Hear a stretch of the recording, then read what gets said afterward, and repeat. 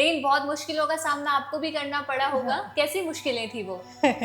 मुश्किलें तो कोई विशेष नहीं थी, बस यही था भाई थोड़ा घर में मम्मी मेरे को थोड़ा डिस्टर्ब फ़ील हो रहा है, तो मेरे को लाइब्रेरी जॉइन करवा दो। लेकिन फिर मैंने थोड़ा चुप रहना और ये सीखा। एक बार मैं स्कूल में आई तो ढाका जी सर ने मेरे को कहा कि आपकी बच्ची कुछ बहुत अच्छा कर सकती है, मैडम इसको अच्छा माहौल देना। तो फिर मैंने उसी दिन से ऐसे गाँठ बाँध ली थी कि मेरी बेटी बहुत अच्छा करेगी क्योंकि टीचर्स को भी पूरा विश्वास था जी बेटी के बिल्कुल, तो ऊपर। रितिका की पढ़ाई ने आपको चुप रहना सिखा दिया, चुप ऐसा? रहना सिखा दिया बिल्कुल मैडम बहुत बढ़िया। वैसे आपके कुछ जूनियर्स भी होंगे जो अभी इस बार एग्ज़ाम देंगे, तो उन्हें आप क्या एडवाइस देना चाहेंगे? मैं उन्हें यही एडवाइस देना चाहती हूँ कि 12th के बाद में नहीं जागना है। लाइक जुलाई से ही उसकी कंटिन्यूस स्टडी शुरू करनी है, सीयूईटी को सीरियसली लेना है क्योंकि अच्छी कॉलेज में जाना है। तो जुलाई से ही कंटिन्यूस स्टडी शुरू करनी है, टीचर्स पे बिलीव करना है कि हाँ, वो जो बता रहे हैं वो एकदम सही है। और बस यही है, कंसिस्टेंटली स्टडी करो। 8-9 घंटे पढ़ने के लिए कोई नहीं बोलता, लेकिन 4-5 घंटे भी पढ़ोगे तो हो जाएगा।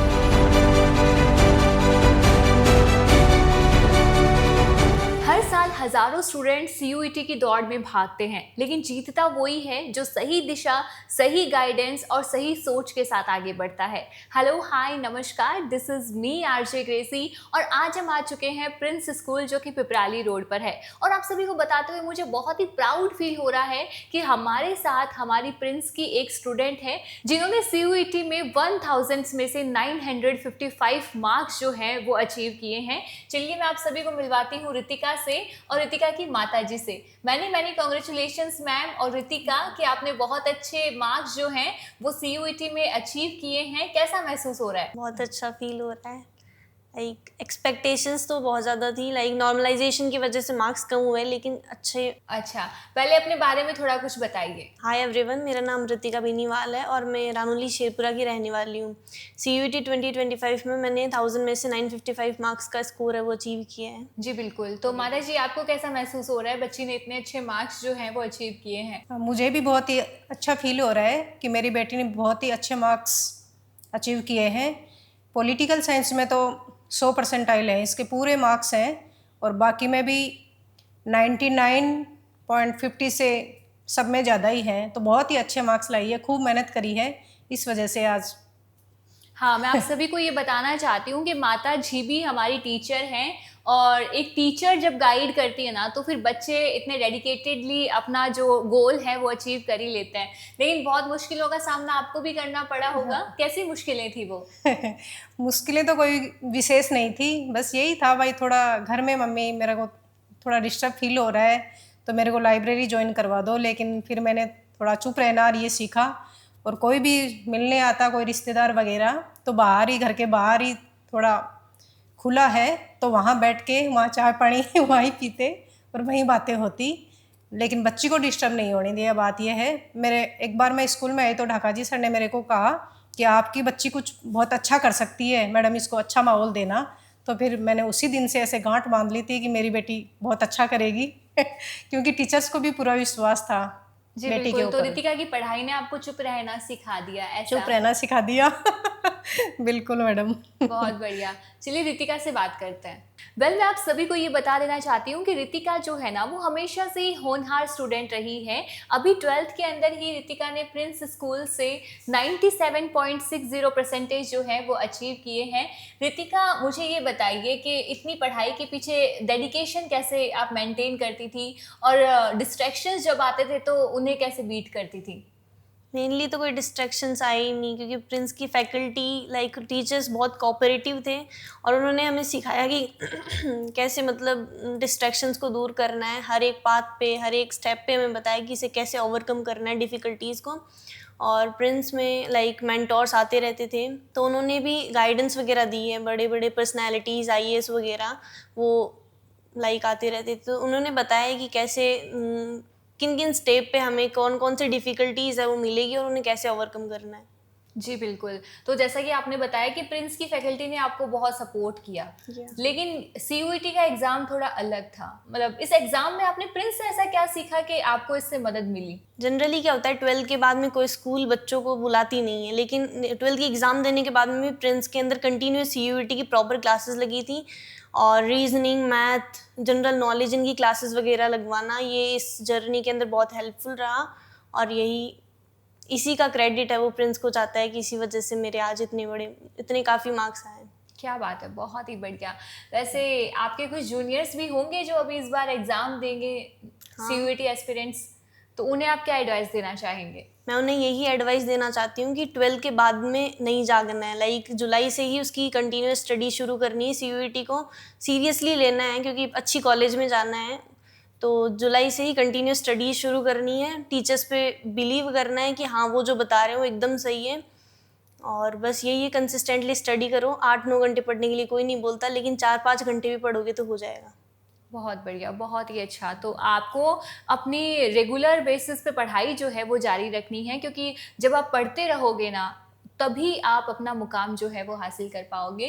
तो एक ना हमारा बहुत ही फेवरेट सा सवाल है जो हम आए दिन सबसे पूछ ही लेते हैं, क्योंकि हमें भी अच्छे फीडबैक चाहिए होते हैं, पता तो चले कि क्या चल रहा है और क्या होना चाहिए। सो एक सवाल है मेरा, और वो सवाल ये है कि भाई सीकर शहर के अंदर हम रहते हैं, और सीकर शहर के अंदर आप आए थे। सीकर शहर में बहुत सारी स्कूलें भी हैं, लेकिन आपने ये क्यों डिसाइड किया कि हमारी रितिका जो है वो प्रिंस में ही पढ़ेगी?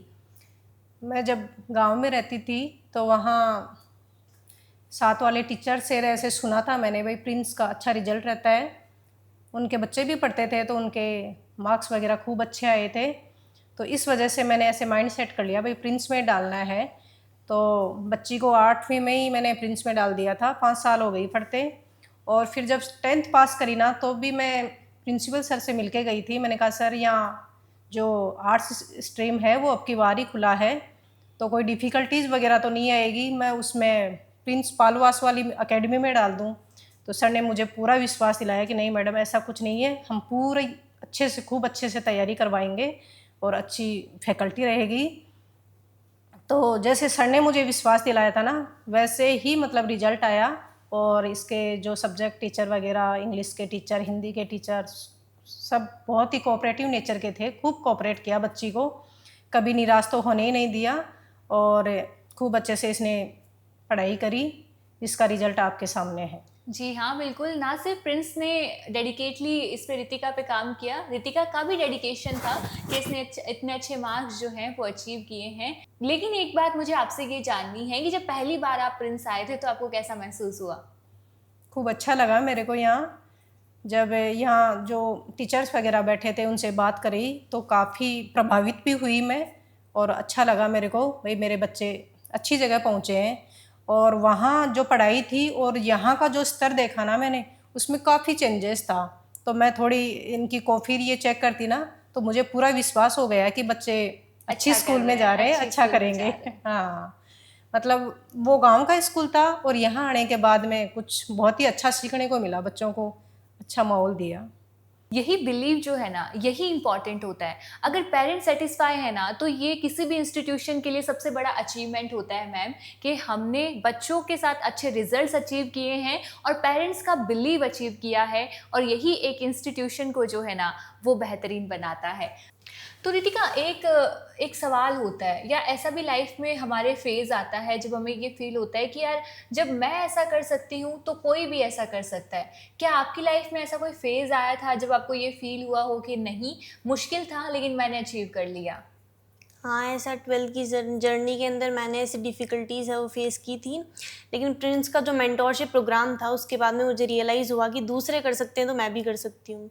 और प्रिंस की जो फैकल्टी थी उन्होंने लगातार मोटिवेशन दिया, मैनेजमेंट टीम थी उन्होंने भी, वो भी लगातार कांटेक्ट में थे, लाइक उन्होंने भी बताया कि आप ऐसा कर सकते हैं। तो मैं ऐसा क्यों नहीं कर सकती से मैं ही ऐसा कर सकती हूँ का सफ़र जो है वो रितिका ने तय किया है।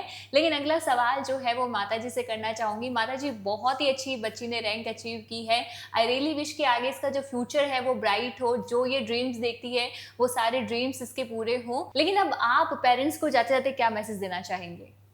पेरेंट्स को तो मैं यही कहना चाहूँगी कि बच्चों को बिल्कुल तनाव में नहीं आने दें, इजी वे में पढ़ने दें, क्योंकि मेरी बेटी भी पढ़ने के साथ साथ खेलना कूदना ये सब करती थी। और जैसे एग्ज़ाम से पहले शादी थी परिवार में, तो 10-15 दिन खूब एंजॉय किया और ये एग्ज़ाम भी पास कर ली। तो बच्चों को इजी वे में पढ़ने दें, आराम से 4-5 घंटे नियमित पढ़ें तो कोई भी चीज़ अचीव की जा सकती है, मतलब सफलता प्राप्त की जा सकती है। तो आपको ना रेगुलर बेसिस पे पढ़ाई जारी रखनी है। हाँ, ऐसा नहीं है कि स्ट्रेस में आ जाए, क्योंकि जब आप स्ट्रेस में आएंगे तो जो काम आप करना चाहते हैं वो भी आप सारा भूल जाएंगे, जो भी आपने याद किया है वो सारा आप भूल जाएंगे। तो इसलिए ज़रूरी है कि कंसिस्टेंसी मेंटेन रखें, पढ़ाई लगातार करें, लेकिन सही तरीके से सही ध्यान लगा के करें। बहुत अच्छा लगा मैम हमें आपसे बात करके, रितिका से बात करके। अब जाने की इजाज़त दें, नमस्कार। नमस्ते।